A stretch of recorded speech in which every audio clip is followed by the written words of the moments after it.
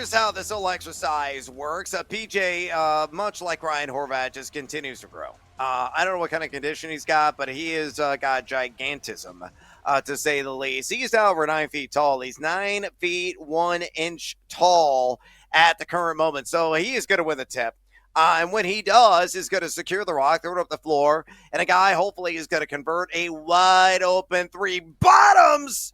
And we go up 3-0. So he's going to give me the first bet here in Hoop Scoops. He's going to give me the reasons behind said bet. And when he is done, he's going to say, hey, Brandon, working the board tonight on BetMGM Tonight. Hit me with the hoops. And then Brando's going to drop a little basketball sounder. It could be an NBA jam.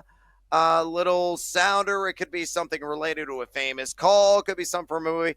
I don't know what he's going to do. He's going to play it, and that's going to be my cue to take it from there. I'll give you my bet, and we're going to rock and roll through as many bets as we possibly can here in this segment. So once again, PJ, are you ready for that ball to go up? What is your first hoop scoop? Chet Holmgren over 14.5 points, Brad, at minus 125. Laying a little bit of a juice. He had 15 points in game 2 against Indiana. Chet has been pretty good on the road so far this postseason. Against the Grizzlies in the first round, his highest scoring output in that series was on the road where he had 24. Against Denver, his two highest scoring games were on the road in that series. And then against Minnesota, he had 21 on the road in one of the games as well. So Chet's had this ability to go on the road and be another scoring option outside of SGA for OKC. I think that continues against Indiana. He's taken 9 shot attempts in game 1, 11 shot attempts in game 2. I mean, there have been some games so far this postseason, Brad, where he's taken 17, he's taken 19. So this to me feels like the game where Chet shoots the ball a little bit. I think 14.5 is too low, so give me the over 14.5 for Chet Holmgren in game 3. Brando, hit me with the hoops. Oh! LeBron James with no regard for human life. All right, let's go with a guy who is a pickpocket extraordinaire, and he's going to have those active hands slapping some leather, and he's going to get a pair of steals, and that is the one, the only, the unbelievable Tyrese Halliburton. Give me him on the over 1.5 steals, and look at that plus money at a plus 135. Yeah, roll the shoulders, getting seduced by that juice. Now, in game 1, he only had 1 steal, but in game 2, he had not 1, but 2 steals, so moving in the right direction. He's only gotten 2 steals in a game in 2 games of this entire postseason. So the trend has not been high for him by any stretch of the imagination.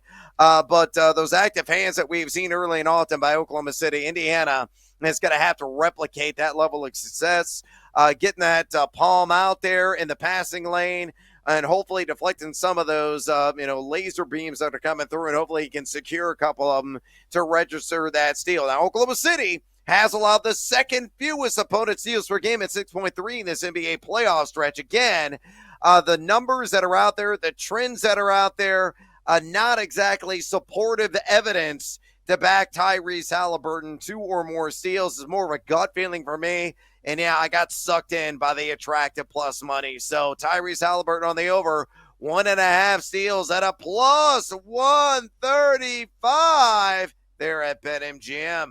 Brando, hit me with the hoops. Buddy, you get the ball. Give the Merle on the picket fence. He's going to take the last shot. All right, let's go. What's the matter with you? I'll make it. All right. Buddy, get the ball to Jimmy. Top the key. Let's spread the floor. Let's go. Let's see. All right, Brad, I'm also going with Halliburton, but I'm looking at the points, and I'm taking a special on BetMGM, him going head-to-head with Jalen Williams and scoring more points in Game 3. That's plus 155, which I just think is too good to pass up, right?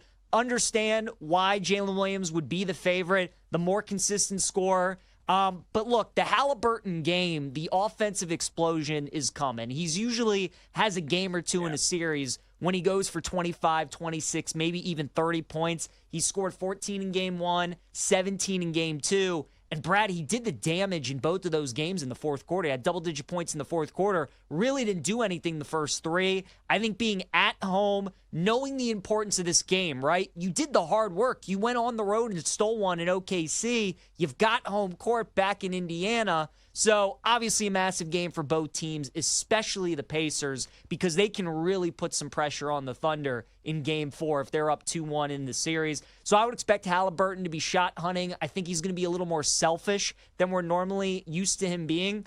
Plus 155, Brad, on top of it. I think it's too good to pass up. So Halliburton head-to-head scoring more points than J-Dub in game 3 will be my next bet. Brando, hit me with the hoops.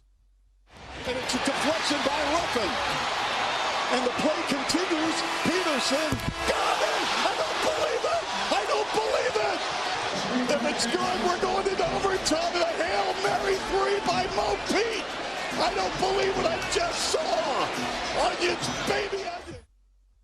Oh, man, hopefully we're going to get a couple of long-distance bang and bang again from a guy with a bone polish similar to mine. That's Alex Caruso of the Thunder. Give me an over on 1.5 made threes at plus money. Yeah, plus 110. I have backed this bet repeatedly this NBA postseason, and it's continued to be profitable. Yeah, Indiana has allowed the 6th fewest opponent made threes per game this NBA postseason, giving up 12 even in that category to be exact, only 33.9% from distance. You look at Caruso averaging 1.8 makes from way downtown in the NBA postseason, shooting a blistering 41.6% beyond the arc. Game 1 only made 1 3, but game 2 made 4 threes. Slice that in half, and I still win. Give me Alex Caruso. Do it for us follically challenged dudes out there. Over 1.5 made triples at plus 110. Brando, hit me with the hoops. Bryant, yes! Serving up a facial on Yao Ming. All right, Brad, I'll be quick at this one. Both teams to score 25 or more in the first quarter at minus 125. Just need Indiana to go over this because OKC's gone over 25 in the first quarter. I think being at home for the Pacers is going to help them do that. So give me both teams to score 25 or more first quarter, minus 125. Brando, hit me with the hoops. It's the play. Shot clock is down to 5. Bryant goes to work. Bryant the drive. Oh! Kobe Bryant on a rack attack. All right, last one. Let's make some money on TJ McConnell. Give me the over 3.5 assists at a minus 130. He has done this in 3 of his last 4 postseason games. His NBA postseason averaging 4.1 dimes per game. Game 1 had 4 assists. Game 2 had 6 assists. Probably another 17, 18 minutes played. He dishes out at least 4 assists again, a minus 130. All right, we got to take a little siesta here on BetMGM Tonight.